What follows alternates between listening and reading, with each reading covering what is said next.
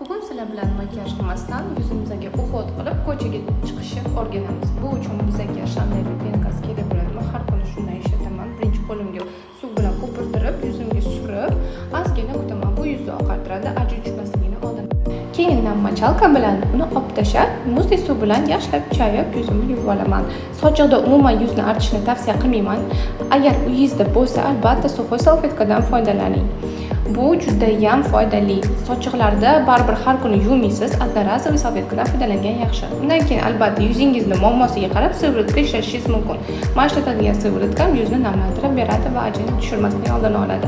Va albatta ko'chaga bo'yanmasangiz ham SPF surishni odatlaning.